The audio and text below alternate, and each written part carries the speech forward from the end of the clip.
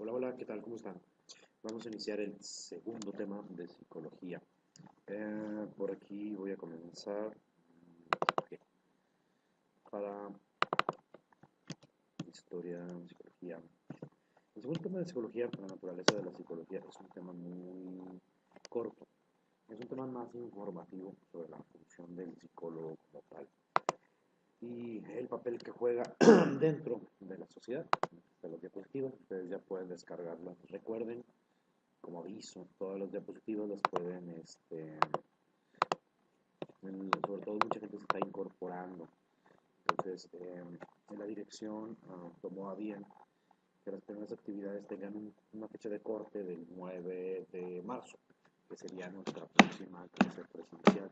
Asimismo, para los nuevos, les comento, perdón, les comento que todo el registro lo llevo en esta hojita, que es la hojita que voy a tomar asistencia y los puntos que van yendo. Hasta ahorita solamente tengo puntos por el foro 1, falta el día de mañana la actividad 1, la semana siguiente la actividad 2, que son los cortes si tú vas cumpliendo correctamente, serían los domingos. Los días domingos de cada semana tendrías para hacer la actividad que vale 2 puntitos. Pero para la gente que se está incorporando, porque recibo mensajes de gente nueva, pues de efecto con apenas con una clave, pues sean bienvenidos y no pasa nada. Hasta el día 9 van a tener la opción para poder enviar sus actividades. Perdón, ando un poco malo todavía de la tos, y esta tos es extraña, ¿no? Parece que únicamente es cuando vas a trabajar, ¿no? Pero bueno, comenzamos con el tema de introducción al concepto de psicología. Voy a ir desglosando las diapositivas, vamos a irlas viendo y revisando, y les voy a ir comentando un poco al respecto. Les digo, es un tema muy breve, no voy a centrar únicamente en la parte final. Bueno, como todos saben, la psicología es una ciencia que estudia el conocimiento humano, básicamente es la resolución de problemas y de conflictos. Si tú tienes un problema de corte emocional, motivacional, de corte anímico, tienes un bajón, tenemos a veces momentos en los cuales tienes un bajón de pila, pues necesariamente lo ideal sería acudir con un psicólogo general. ¿Para qué? Para poder revisar cuestiones básicamente de qué es lo que te pasa, eh, situaciones del porqué de tus conflictos internos y demás, ¿no? Lo recomendable sería que todos fuéramos con un psicólogo, todos, ¿no? No porque estemos locos, sino simplemente para revisar nuestros problemas mentales. Es como una visita con el médico. Usualmente vamos con el médico cuando pensamos, es que hoy cuando estoy enfermo, cuando la concepción original debería ser ir con el médico para prevenir o para revisar qué tan saludable estoy, no para evitar una enfermedad que ya tengo. Opera de la misma cuestión a nivel psicológico. Tú tienes que ir con un terapista para estabilizar tus emociones, tener un buen control de tu vida, o en su defecto para simplemente mitigar algún detallito que haya surgido en este lapso bonito llamado vida. Y sería lo más ideal y sería lo más recomendable. Usualmente les digo a mis grupos, yo cuando cierro año, cada noviembre, diciembre, aunque no tenga ningún problema, no me ha pasado nada en la vida, suelo acudir con mi terapista. Todos tenemos un terapista, aunque seamos profesionales en el campo de la salud. Y de hecho hay reglas básicas. Yo les planteo a la gente que entreno, como los psicólogos, eso. 3 reglas básicas, ¿no? Tú no te puedes titular, aunque la escuela te da el título, tú no te puedes titular si tú no tienes, si tú no has ido a sesión psicológica. ¿Por qué? Porque es decir, es como un médico, que estás entrenando a un médico que es inmortal, no existe. Tienes que haber vivido algún momento en la medicina, te enfermaste, fuiste a una consulta médica y dijiste, bueno, tuve esta situación y a partir de aquí, pues ya sé lo que se siente ir con cierto médico o con otro. Lo mismo en la psicología, que no puedes salir y comenzar a dar terapia si nunca has ido a una sesión. Es incongruente. Entonces, aplica lo mismo para cualquier campo de toda la sociedad. Bueno, la definición de la psicología, como aparece aquí dentro de la diapositivas debe ser revisar la conducta humana, es decir, nuestras interpretaciones de la vida, de la conducta, y revisar cualquier conflicto de manera interna, digamos. La psicología es muy extensa, no solamente se limita a decir loco. El concepto de locura, como lo revisamos en la diapositiva anterior, creo que en el medievo. Pero la gente asimila, sobre todo mucho en México, sí suele existir la mala concepción de decir, oye, es que no puedo hoy porque voy con mi terapista. Esta persona está loca. Y es una concepción muy errónea. Actualmente no decimos, oiga, voy con un terapista, voy con un psicólogo. Y tienden a esconderse. La gente tiende a esconderse cuando va a terapia. Por eso, si tú conduces por cualquier cuadro de la ciudad de Monterrey, vas a encontrar que va a haber negocios de corte muy legal y ilegal, con altas anuncios en neón y todo este tipo de cosas, ¿no? Y vas a ver casas que parece una casa residencial ordinaria, pero no sabes si probablemente es un consultorio psicológico. ¿Por qué? Porque se da mucho al caso de que sean muy como desapercibidos para darle un cierto grado de confianza. Y también lo rige el código de ética del psicólogo, pero la gente parece que se está escondiendo cuando va con terapia. Necesita ser alguien famoso y decir, yo soy famoso y voy a terapia, y ¡pum!, ya se va a volver de moda. Ya lo ideal. Tenemos que el ser humano, avanzando un poco la diapositiva, es un ser biológico, es decir, estamos hechos de carne, somos mitad animales, o un poquito más en porcentaje genético. Somos seres sociales y somos seres saludables. ¿Cómo que somos seres sociales? Bueno, es muy simple. Somos seres hechos con una sociedad. Necesitamos tener una regla, necesitamos vivir en una sociedad para que la sociedad nos moldee y nos diga, esta sociedad te determina como tal persona. Es decir, piensa en esto. ¿Qué te convierte en ser hegemónico? ¿El Cerro de la Silla? El Cerro de la Silla ha estado allí antes de que nosotros. Pero realmente, ¿qué te da identidad como gente de Nuevo León? Nacer y tener una carnita asada a un lado y el pequeño juego de mi asador 1 y 2. Esos son normas y valores que se van adaptando a la sociedad del turno. Tú cuando naces en una sociedad, la sociedad te moldea, te va adaptando a sus características según tus patrones comportamentales.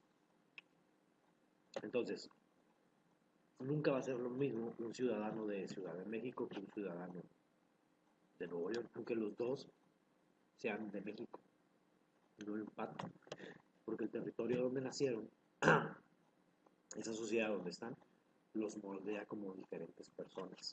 Esto opera en todas las ciudades, en toda la civilización.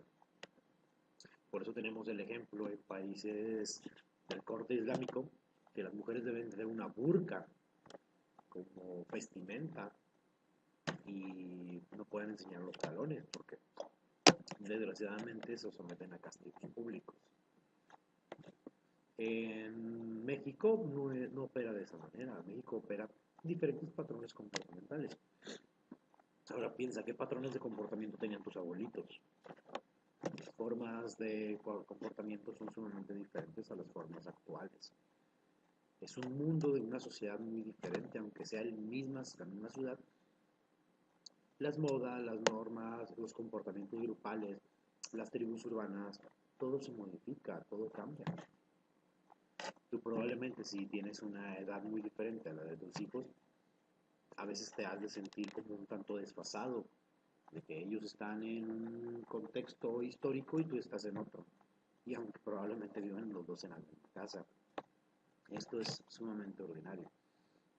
¿Por qué? Porque cada uno de ellos dos ha sido moldeado de diferente temporalidad. Pues, socialmente, aunque viven en la misma casa o la misma ciudad, son dos regiomontanos diferentes. La psicología es una ciencia porque también trabajamos cuestiones filosóficas, un poco de historia, la biología, la química. Nos regimos bajo el método científico, hay que aclarar. La mayoría de de los campos de la psicología se rigen bajo el método científico, están avalados. Entonces, si tú quieres hacer investigaciones en psicología, te riges bajo los métodos de Sampieri sobre todo lo que tiene que ver con investigación de corte social.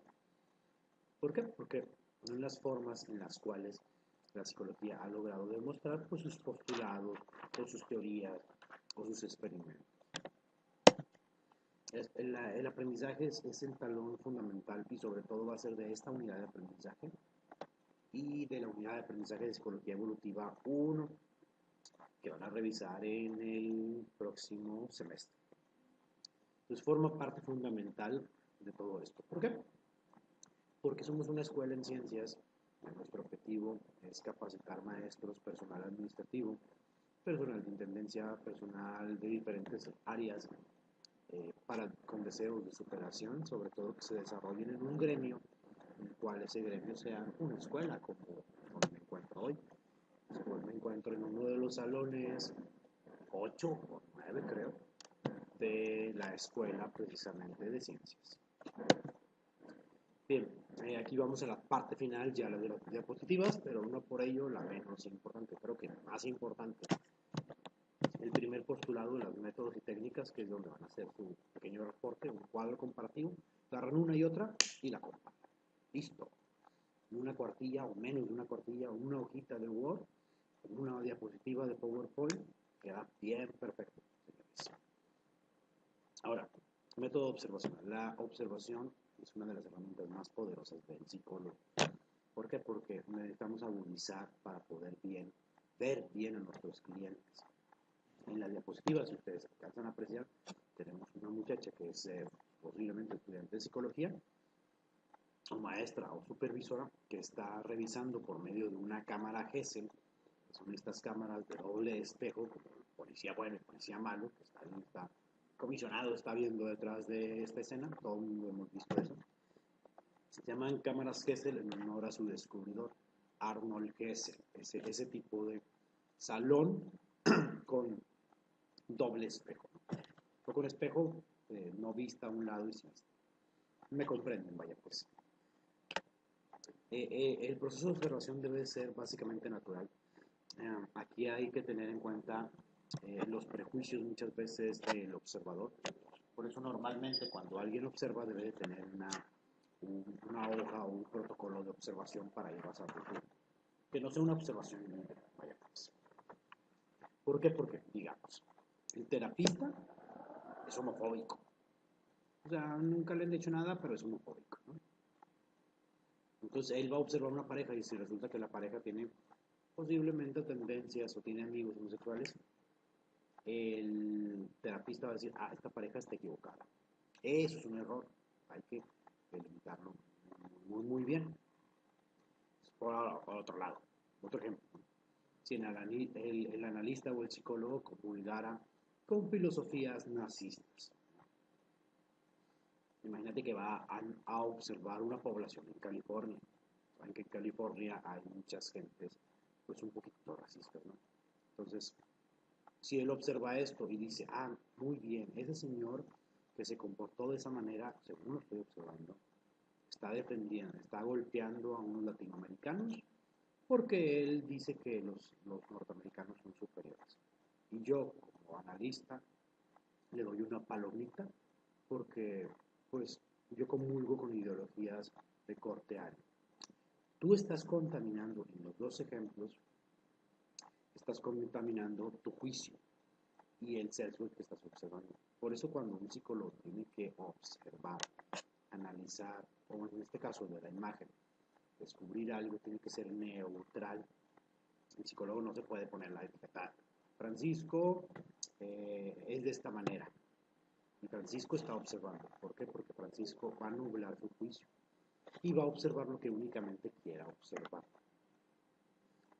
Es un poco rebuscado, pero es decir, no está pensando fríamente, sino lo está haciendo desde lo que más le conviene. O está viendo, no para sus intereses, sino está observando simplemente para observar algo y que les llame poderosamente la atención. O sea, ahí debemos de ser muy cuidadosos.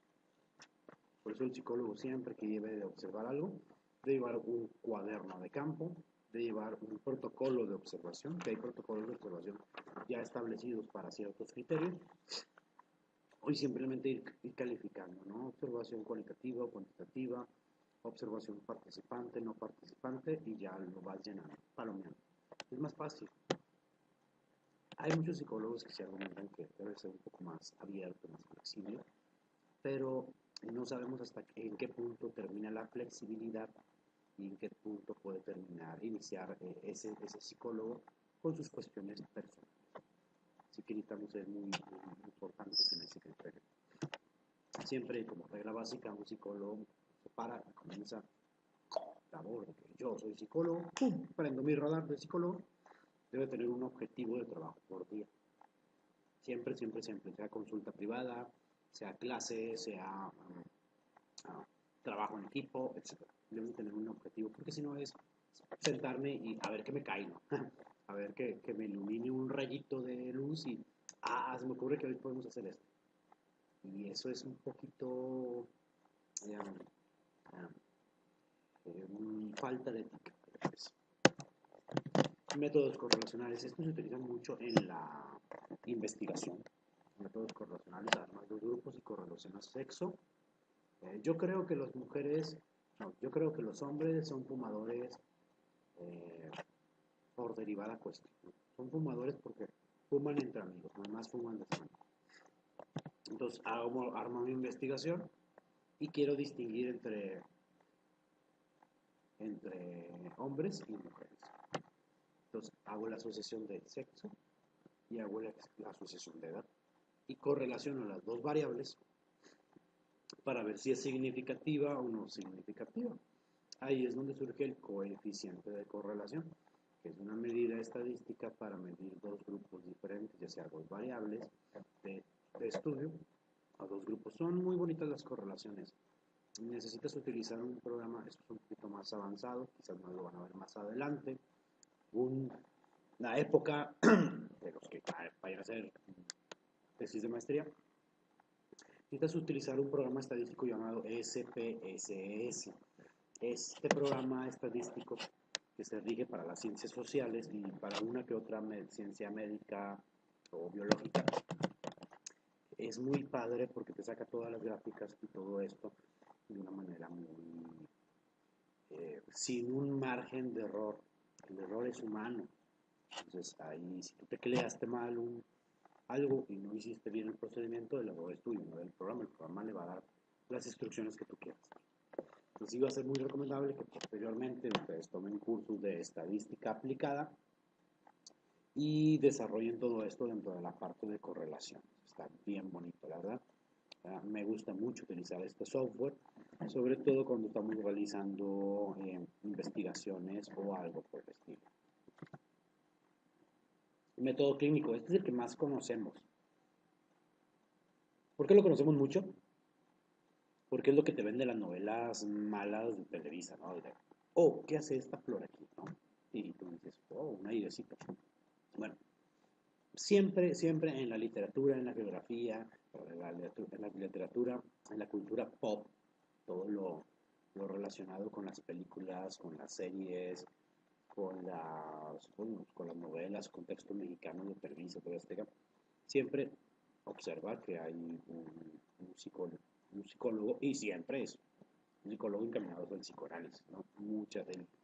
El 80% del tiempo. Entonces, este tipo de psicología o este tipo de trabajo clínico es básicamente trabajar un psicólogo, un paciente, está trabajando dos, y establecen un método, ya sea cognitivo-conductual, psicoanalítico, gestáltico, humanístico, etcétera. El que más domine el psicólogo que tú lo contratas para que atienda tu problema. Originalmente es una persona versus una persona. En muchas de las ocasiones, pues los psicólogos en sus consultorios tienen sus divanes, tienen un alto costo, llámese la gran paréntesis, cuestan alrededor de 15,000 pesos de pequeño diván, que es como se observa en la imagen que está la muchacha acostada. y el psicólogo está haciendo el expediente, ¿no? Ojo, todas las notas y todos los protocolos, y todas las pruebas que apliquen es de corte confidencial. Así que si tú le pagas para que trabajen con tus hijos o para tu pareja o tú lo haces, el psicólogo lo que te va a dar únicamente mensualmente es un informe o un diagnóstico preventivo de cómo van los avances del caso. El psicólogo no tiene autorización ni al tutor legal ni al padre para dar la información. Porque aquí está, mire, fíjese, este es el cuestionario que le apliqué a su hijo, aquí está. No lo debe de hacer, no lo va a hacer más bien. Incluso si una tercera persona también lo pide, no lo hace. ¿No?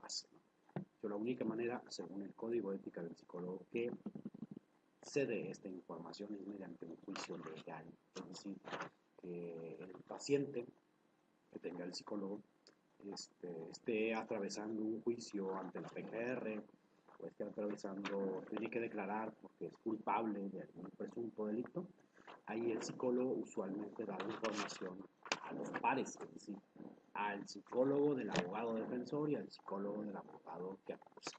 En la misma carpeta, uno para otro y otro para otro. Y es la única opción en la cual el psicólogo tiene el derecho y la obligación legal de hacerlo. Mediante otra forma, en México no aplica. Así que si un día quieres ver qué hace tu hijo con tu terapista, te va a dar un informe, pero la prueba en física no te la va a dar. Y no es cuestión de que te enojes o algo por el estilo.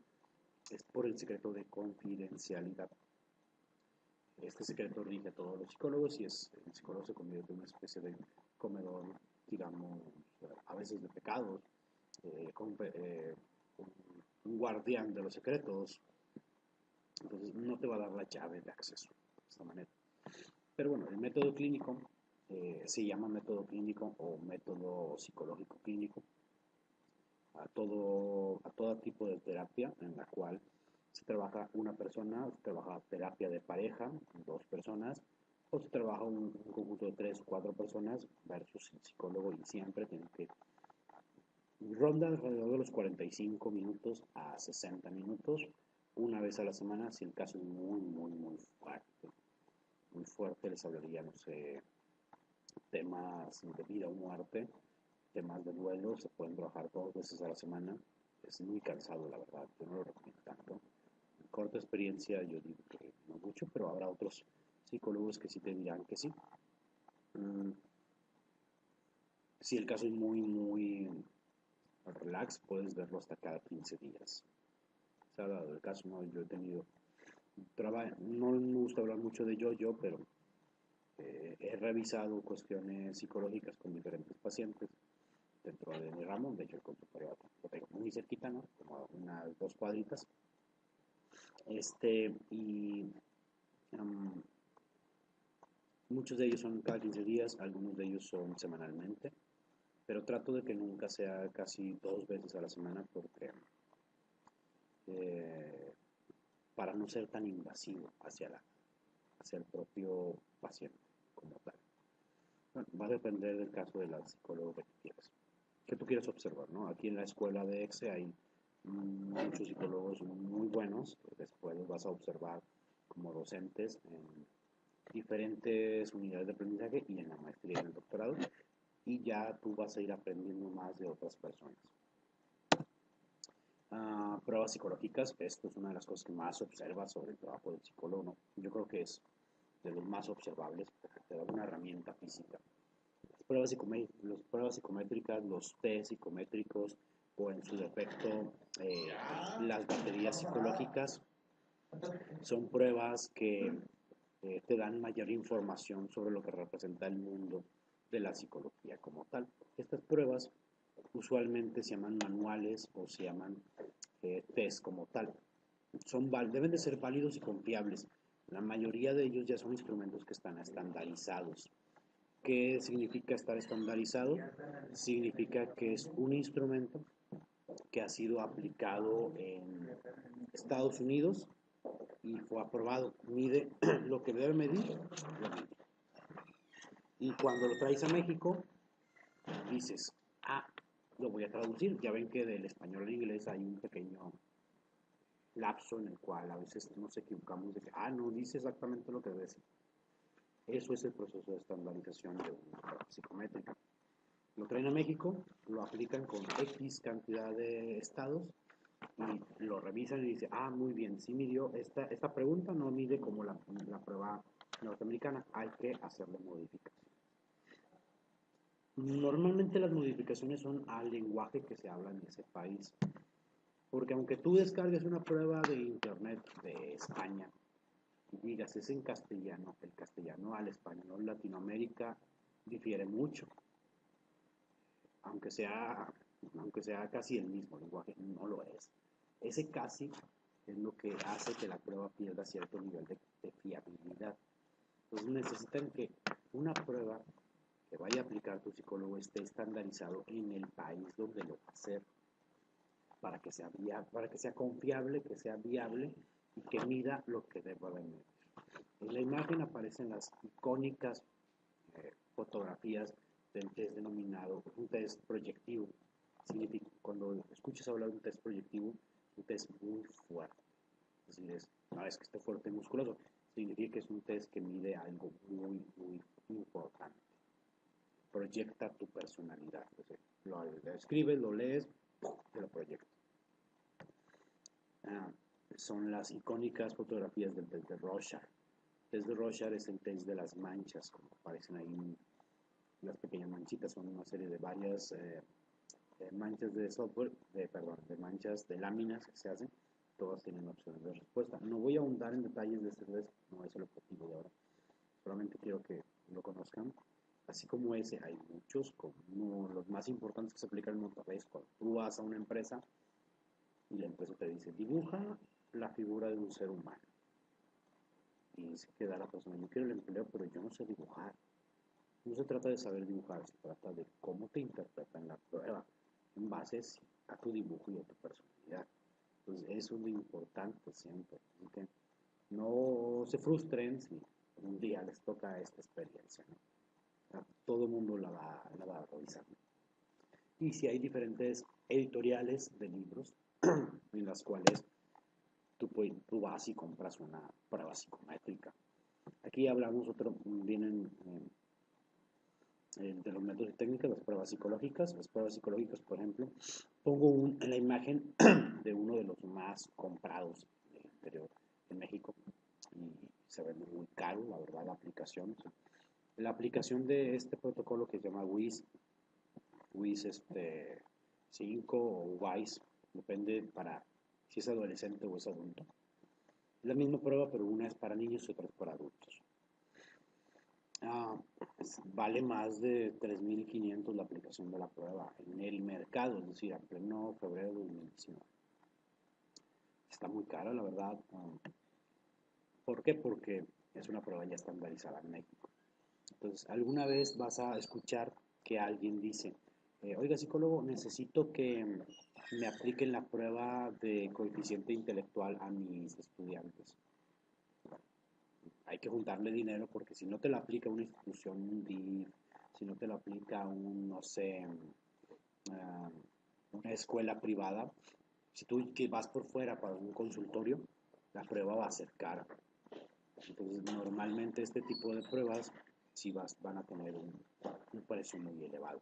Ahora, hay otra característica muy importante.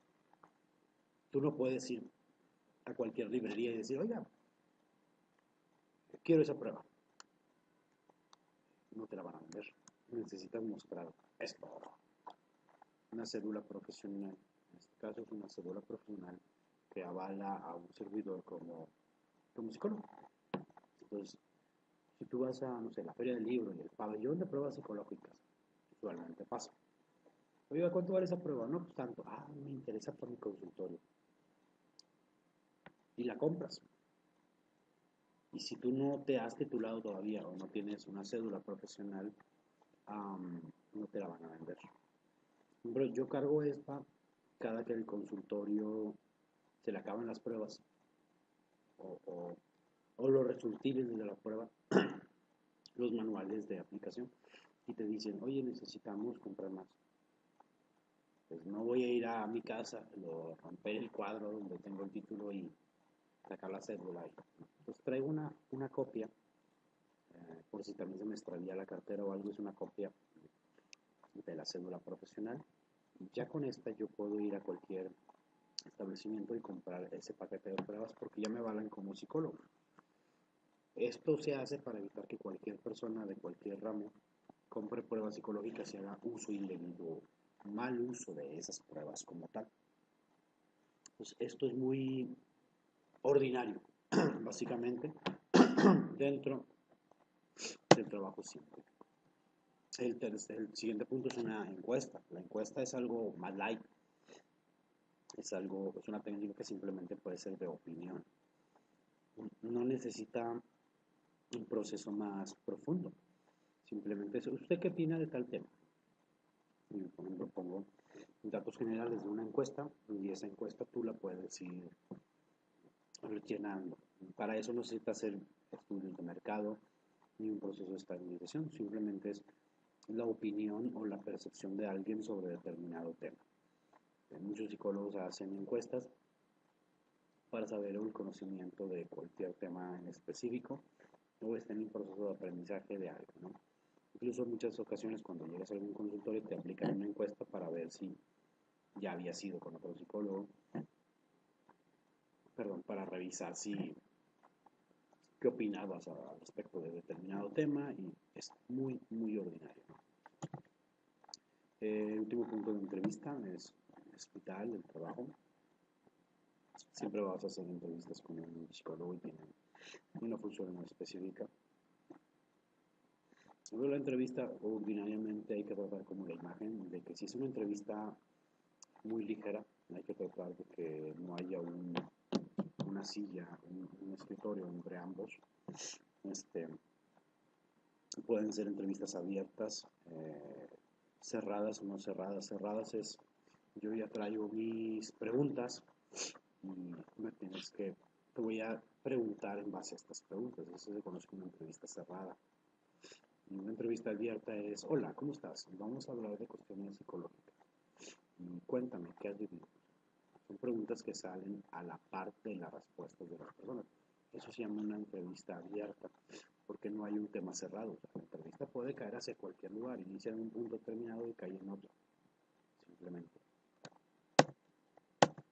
Bueno, esto es el tema, es la diapositiva de 2.1 de materia de psicología general. Espero les haya agradado, en su defecto les haya hecho un poquito más de inquietudes. Y pues bueno, estamos aquí para brindar un servicio y básicamente para cualquier resolución de dudas o algo, ya saben, nos podemos encontrar aquí los sábados en la escuela o en su defecto me mandan un mensajito y en el transcurso del día lo respondo, ¿no? Muchas gracias y nos vemos hasta el siguiente tema de estructura. Cortamos por donde está. ¿Cómo les parece el cañón? Creo que se inhibió un poquito la computadora. Ahí está. Bueno, ahora sí, nos retiramos. Que tengan un bonito fin de semana. Espero sus avances en sus actividades y saludos y buena vibra para todos.